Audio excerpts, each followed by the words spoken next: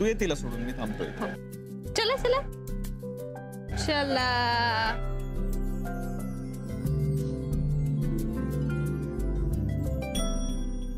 Hello आम्ही. Hello Mansi. Hello. हाय ईशा. हाय. हे बघ टीचर. नवीन बॅग. वाव मम्मा हे बघ. वाव किती छान. Very nice. हा कोणी आणले एवढे सगळे गिफ्ट्स? माझ्या बाबांनी.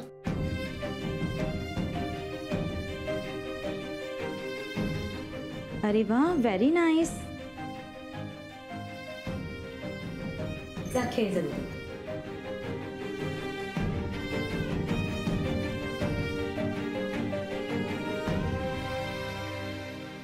आपण स्वयंपाकाला लागूया चला. नको बाई, आधी ना त्याचा फोन येऊ दे, त्याच्याशिवाय माझे लक्षच लागणार नाही स्वयंपाक. ओ येईल ना त्याचा फोन. आणि एक सांगू का, आपण जर का असे इथे बसून फोनची वाट पाहत राहिलो ना तर मग अजून काळजी वाढते. त्यापेक्षा आपण कामाला लागूया ना. पूर्वी ना हे उशिरा यायचे म्हणून मला टेन्शन यायचं. म्हणजे वाटायचं की आता हे उशिरा येणार आणि आई त्यांना रागवणार. कधी एकदा हे घरी येत आहेत असं होऊन जायचं. आणि आता हे विक्रांतचं टेन्शन. पाहिलं, तुम्हाला ना टेन्शन घ्यायची सवय लागली आहे. कधी कधी काय वाटतं माहितीये, आपण ना या म्हणजे विक्रांतची आणि मोनिकाची पत्रिका बघितली नाही ना लग्नाच्या वेळेला, म्हणूनच हे सगळं शुक्ल काष्ट मागे लागले. काही धड होतच नाहीये माझ्या मुलाचं. सगळं सगळं वाईट याच्याच मागे का लागलंय? हे असं पत्रिका वगैरे न पाहिल्यामुळे घडतंय असं काही नाहीये हो बहिणी. बऱ्याचदा काय होतं, घडणाऱ्या गोष्टी आपण टाळू शकत नाही उगीच. अगं पण माझ्याच मुलाच्या बाबतीत काय हे असं? आता हा विचार करत बसणार आहेत का? त्यानं काय होणार आहे? आणि आता इतकं टेन्शन घ्यावं असं आता काहीच घडलं नाहीये ना. तुला काय होतं असं बोलायला गीता? पण हा कुठे जातो, काय करतो, काहीच धड मोकळेपणाने माझ्याशी बोलत नाही. आता 2च दिवस झालेत हॉस्पिटलला जायला लागून आणि आता 3ऱ्या दिवशी गेलाच नाही. मला माहितीये वंशही तिकडे वैतागले असणार. मला ना हे विक्रांतचं वागणं अजिबात आवडलेलं नाहीये. चला चला चला चला आज चला, मी तुम्हाला ना मस्तपैकी कॉफी करून देते. तोपर्यंत विक्रांतचा फोन येतो की नाही ते बघा.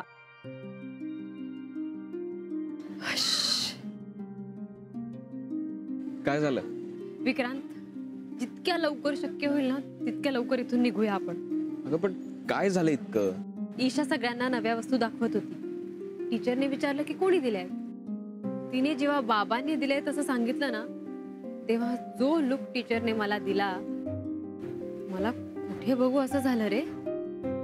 ओ, तुला काही बोलल्या का त्या? बोलल्या नाहीत नशीब, पण माझ्याकडे बघून भुवया उंचवल्या त्यांनी. मला खूप ऑकवर्ड झालं रे. आज त्यांच्या भुवया वर गेल्या आहेत, उद्या सगळ्यांच्या भुवया वर जाणार. कोणाकोणाला काय काय पटवून देणार आहे रे मी. मनसी, आपण यावर विचार करू काहीतरी आपण. तू टेन्शन नको घेऊस. सगळ्यांच्या डोळ्यात मला वेगवेगळे प्रश्न दिसणार आहेत आता. एकीकडे ईशाचे प्रश्न, दुसरीकडे जगाचे प्रश्न.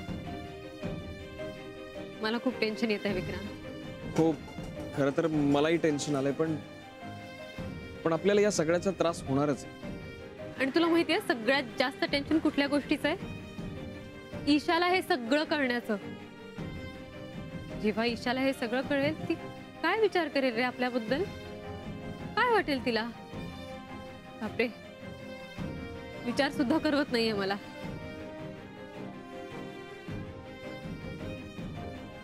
अगं ही मानसी कोणाबरोबर आली? काय माहिती. हेच की काय ईशाचे वडील? अगं काहीतरीच काय बोलते. वडिलांचं नाव कुठे लावते ईशा?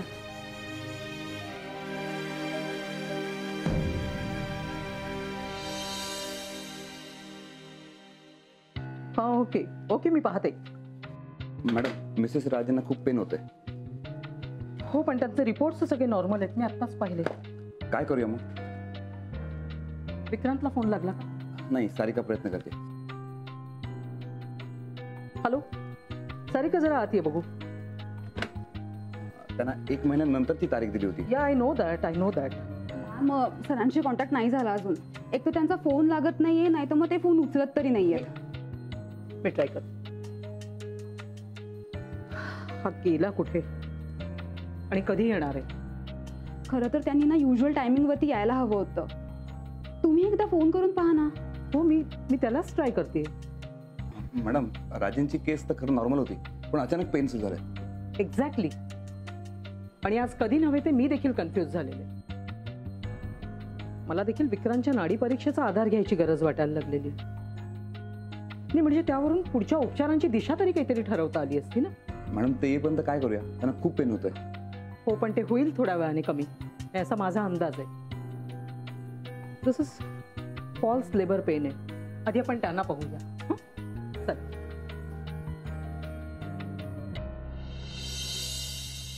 गीता, ए गीता, अगं सॉरी, झोपली होतीस का तू? नाही हो, बसा ना. अगं आपले दाणे भाजायचे ठरलं होतं ना, म्हणून आले होते बघायला. तू काय करतेस? ईशाचा विचार करत होते.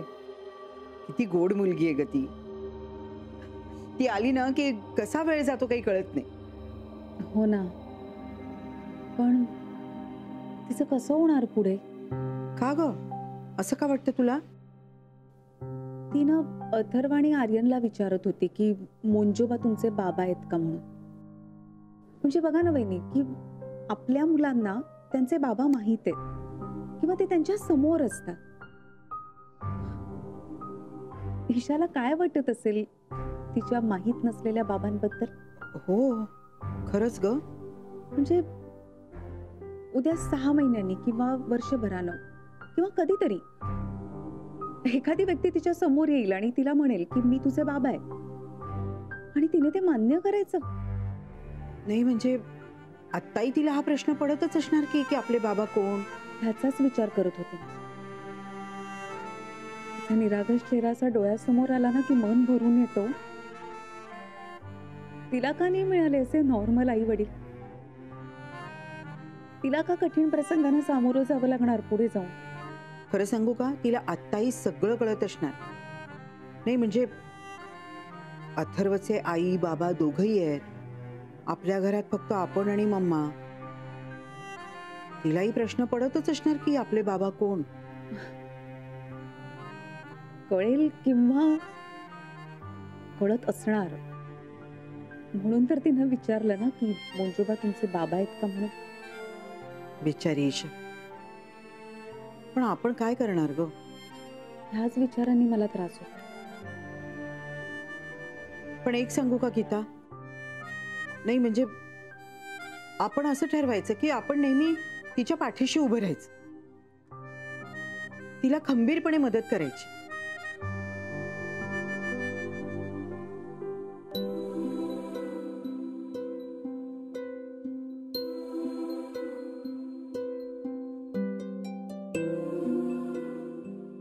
थँक गॉड विक्रांतने फोन उचलला, तो इथे आला.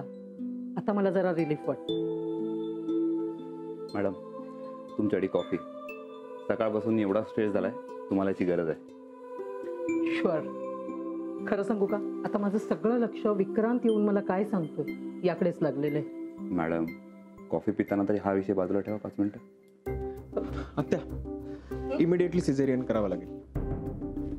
का रे, काय वाटतंय तुला? बाळाचे हार्टबीट मिळत नाहीये आणि आणि काहीतरी गडबड आहे, ब्लिडिंग पण होत आहे. You mean to say still born baby? Maybe, म्हणून लगेच सिझेरियन. आपण सोनोग्राफी करूया का? नाही, आता घाईघाई सोनोग्राफी करू नका, ती होणार नाहीये व्यवस्थित, आणि त्यात वेळही घालवू नका. ओके डॉक्टर विकास, सिझरची तयारी करा बरं. Okay madam. सारिका, मिस्टर राजे बाहेर आहेत, त्यांना आतमध्ये पाठव. मला त्यांना परिस्थितीची पूर्ण कल्पना द्यायला हवी. Okay ma'am. ओके. आत्ता मी आहे बाहेर. Okay, thanks Vikrant.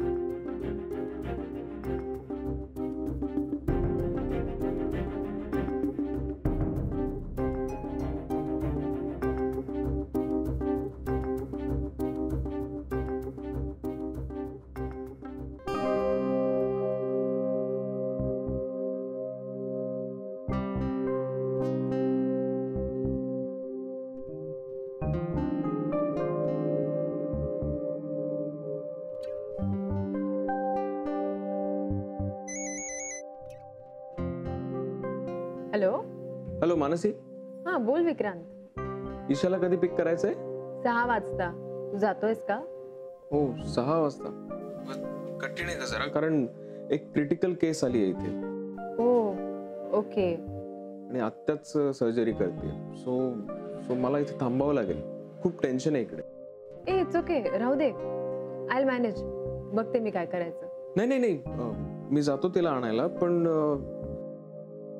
मला एक 10-15 मिनिट उशीर होऊ शकतो, असं तू तिथे कळवशील का? ओके, मी त्यांना फोन करून बघते आणि मग तुला कळवते. Excuse me sir. एक मिनिट.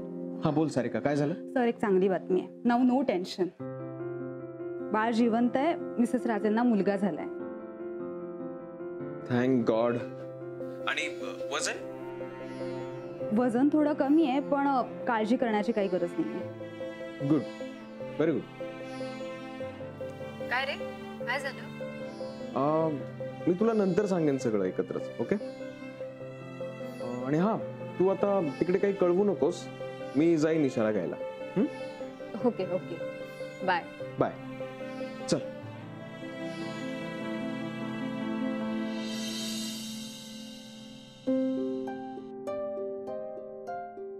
मम्मा कधी येणार? येणार बेटा, आत्ताच येणार. म्हणजे कधी? आता येईल. हा ईशा, तुझा फ्रॉक किती छान आहे ग. मम्माने आणला. मम्मा कधी येणार? आणखीन काय काय आणते ग तुझी मम्मा तुझ्यासाठी? हेअरबँड आणते, क्लिप्स आणते, कलर बुक आणते, एवढं काय काय आणते. अरे वा, मज्जा आहे मग एका मुलीची. आणि मला सेम मावशी कलर बुक देते. अरे वा. आणि मामा मला पावभाजी पण देते. अरे वा, छान. ही वॉटर बॉटल मम्माने नाही आणली, ही बाबांनी दिली. हो का? अरे वा, तुझ्या बाबांनी पण तुला खूप सारे छान छान गिफ्ट दिलेत ना. मम्मा कधी येणार? सगळे घरी गेले. तू घाबरू नकोस. हा, तुझी मम्मा आहे तोपर्यंत मी इकडेच आहे. तुला एकटीला नाही सोडणार. हा ओके. बेटा चल. सॉरी, हा जरा उशीरच झाला ना यायला. It's okay. ती रडली का? नाही, तुम्ही अगदी वेळेत आलात. रडायच्याच बेतात होती ती. तिला सवय नाहीये ना अशी थांबायची, त्यामुळे कदाचित रडायला आली असेल. आय एम सॉरी, माझ्यामुळे तुम्हालाही थांबावं लागलं. No problem. चल ईशा बेटा, जायचं का? जायचं. मम्माकडे जायचंय. पण आधी आपण मम्माला फोन लावूया. हो. दे बॉटल इकडे. मम्माला फोन लावूया. हा उचलला, बोल. हॅलो मम्मा, मी विक्रांत काका बरोबर घरी निघाली आहे. तू लवकर घरी आहे. हा बाय. मानस आलोच. बाय. आपण घरी जाणार.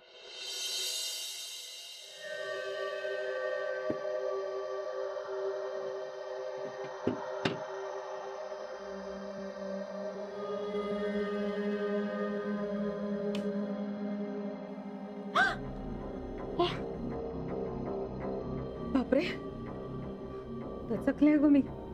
तू आता इकडे? मी एवढ्या लवकर सगळे लाईट का बंद केले? अगं सगळी कामं आवरली, तुगाच कशाला दिवे जळत ठेवायचे? ऍक्च्युली काही हवंय का तुला? हो, मला दूध हवं होतं.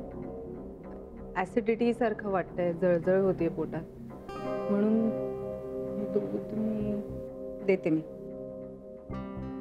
जळजळ नाही तर काय होणार ग? तुला घरातलं तर काही आवडत नाही खायला. सतत काहीतरी बाहेरून तिखट तेलकट मागवायचं, तेच खायचं, रात्री उशिरा झोपायचं, सकाळी उठून तसंच ऑफिसला जायचं, काही न खाता पिता. अजून काय होणार आहे? मग ऑफिसची टेन्शन्स, तिकडची प्रेशर्स, आणि ह्या सगळ्याचा त्रास होतो. म्हणून मग रात्री बसून यायचं.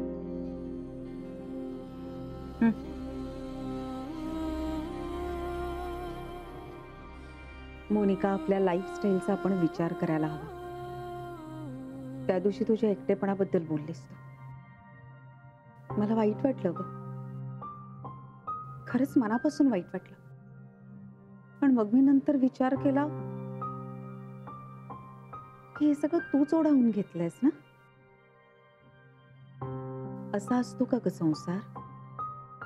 आपल्याला एक गोड छोटीशी मुलगी आहे, हुशार आहे, तिला तू आपली म्हणत नाही.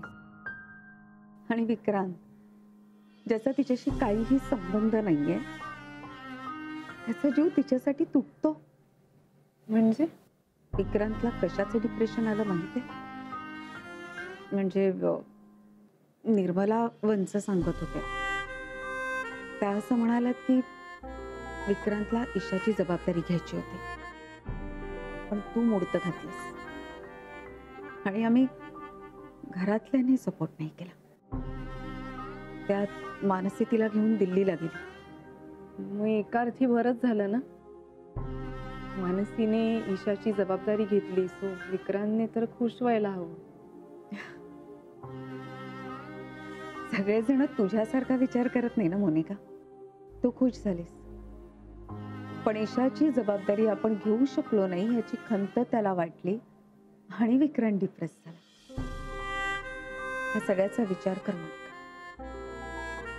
काहीतरी कर आणि ह्यातनं सगळ्यांची सुटका कर.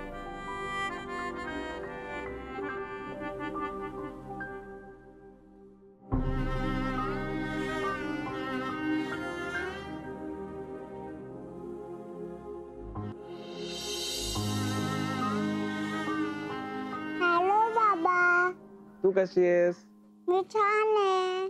पिल्लू? मी मी मी तुला एक गोष्ट सांगतो. हा, गोष्ट सांगतो.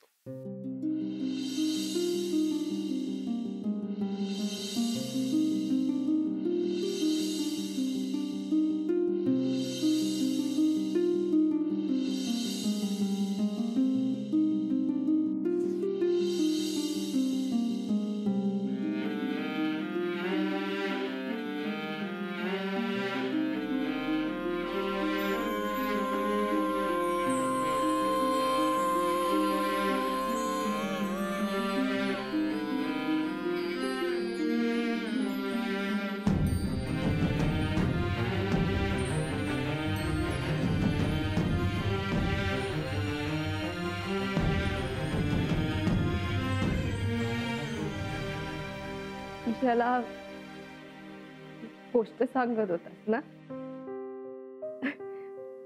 ऐकली मी ही सगळी गोष्ट.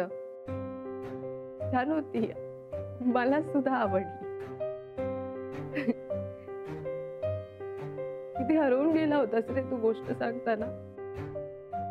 तीच गोष्ट दुसरं कोणीतरी ऐकतंय त्याचं सुद्धा भान नव्हतं तुला. गोष्ट फक्त ईशासाठी होती. हो माहितीये, पण मी उभी होते ना इकडे.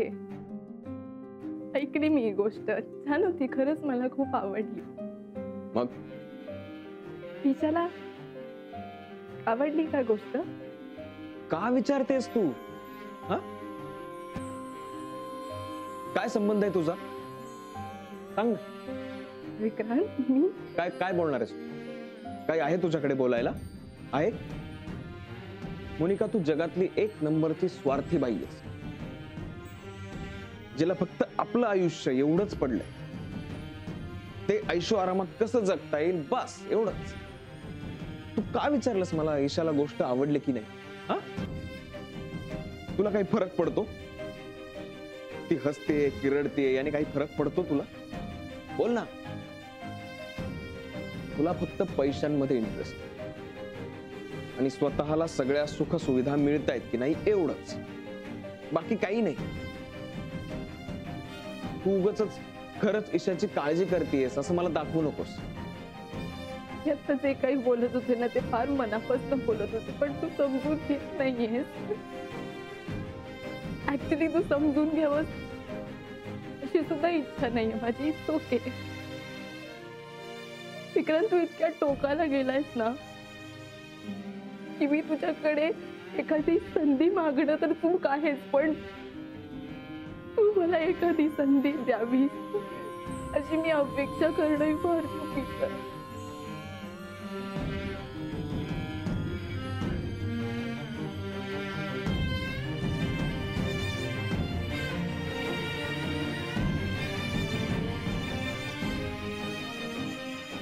संधी देणारा मी कोण? देवाने दोन चुकीच्या माणसांना एकत्र संधी दिली, त्याला कोण काय करेल?